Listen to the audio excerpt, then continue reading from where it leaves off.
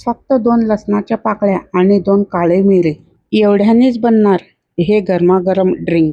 अनेक घरांमध्ये पावसाळ्यात आवर्जून पिले जाते.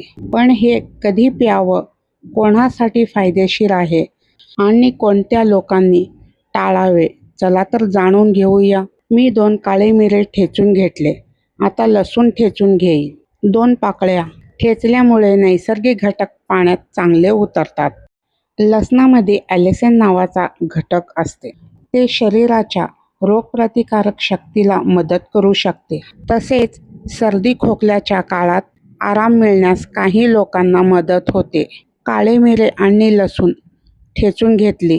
एका पातेल्यात 2 कप इतकं पाणी घातले. काळे मिऱ्यांमध्ये पिपरीन असते. हे इतर अन्न घटकांचे शोषण वाढवण्यास मदत करू शकते. तसेच घशाला उबदार मिळण्यास मदत होते. पाण्यामध्ये काळे मिरे घातले. लसूणही घालेन. याला उकळून अर्ध करणार आहे, 1 कप इतका.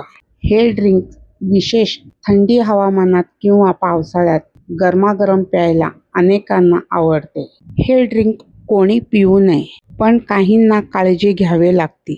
ज्यांना पोटात अल्सर, जास्त ॲसिडिटी किंवा लसणाची ॲलर्जी आहे, त्यांनी हे ड्रिंक पिण्यापूर्वी डॉक्टरांचा सल्ला घ्यावा. प्रेग्नन्सीमध्ये किंवा रक्त पातळ करण्याची औषधे घेणाऱ्या व्यक्तींना वैद्यकांचा सल्ला जरूर घ्यावा. पाणी उकळलं आणि जरासं कमी झाल्यावर इथे घालणार आहे हळद. हळदीला औषधी वनस्पतीही मानले जाते. हळदीमध्ये कर्क्युमिन नावाचा नैसर्गिक घटक आढळते. त्यामुळे हळदीला विशेष महत्त्व प्राप्त होते.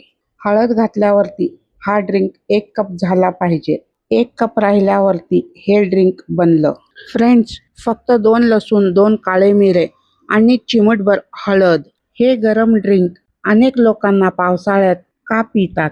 या 3 साध्या घटकांचा रहस्य. हवामान ऋतूत चेंज झाल्यावर आलेल्या आजारावर ही सोपी आणि साधी उपाय. फ्रेंड्स, व्हिडिओ आवडली असेल तर लाईक, शेअर, सबस्क्राईब करा. थँक्यू.